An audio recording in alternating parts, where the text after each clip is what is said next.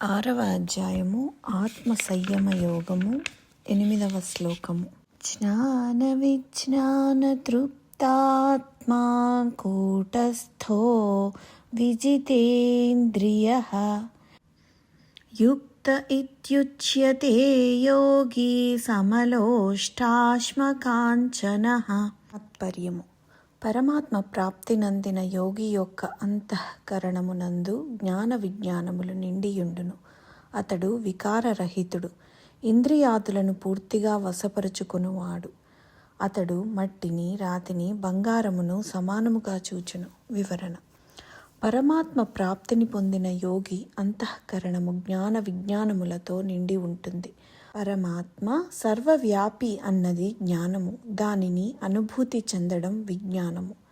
అటువంటి యోగి కూటస్థుడు అనగా వికారుడై ఉంటాడు, ఇంద్రియములను వశపరుచుకున్నవాడై ఉంటాడు, ఆత్మతత్వాన్ని పూర్తిగా అవగతం చేసుకున్నవాడుగా ఉంటాడు. అంటే నేను ఎవరిని అన్న ప్రశ్నకు సమాధానం తెలుసుకోవడం.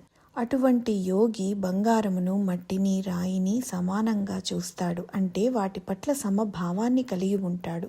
వ్యవహారంలో వాటి విలువ వేరే ఉండవచ్చు, కానీ వాటి పట్ల అతడికి సమభావం ఉంటుంది.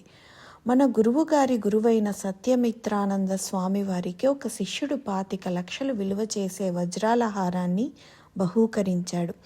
ఆయన సన్యాసిని, నాకెందుకు ఈ హారం అని చిరునవ్వు ఏదో సేవా సంస్థకి దానిని ఇచ్చారు. సమలోష్టాశ్మకాంచనః అన్నదానికి నిలువెత్తు ఉదాహరణ ఇది. 5వ శ్లోకము. సుహృన్మిత్రార్యుదాసీన మధ్యస్థద్వేష్య బంధుషు ఆధుష్యపి చ పాపేషు సమబుద్ధిర్విశిష్యతే. తాత్పర్యము: సహృదుల యందును, మిత్రుల యందును, శత్రువుల యందును, ఉదాసీనుల యందును, మధ్యస్థుల యందును, ద్వేషింపదగిన వారి యందును, బంధువుల యందును, ధర్మాత్ముల యందును, పాపుల యందును సమబుద్ధి కలిగి యుండువాడు మిక్కిలి శ్రేష్ఠుడు. వివరణ: మిత్రుడు అంటే స్నేహితుడు, సుహృదుడు అంటే మనం అతడిని మిత్రుడుగా చూసినా చూడకున్నా అందరితో నిస్వార్థ భావంతో మిత్రత్వం గడిపేవాడు. అందుకే పరమాత్ముడు అందరికీ సుహృదుడు, అందరి మీద అపరిమితమైన కరుణతో భగవద్గీతను బోధించాడు. యోగి అయినవాడు అటువంటి మిత్రుల మీద, సుహృదుల మీద, ఉదాసీనుల మీద, మధ్యస్థుల మీద, బంధువుల మీద, ద్వేషించే వారి మీద, పాపం చేసిన వారి మీద సమభావం కలిగి ఉంటాడు.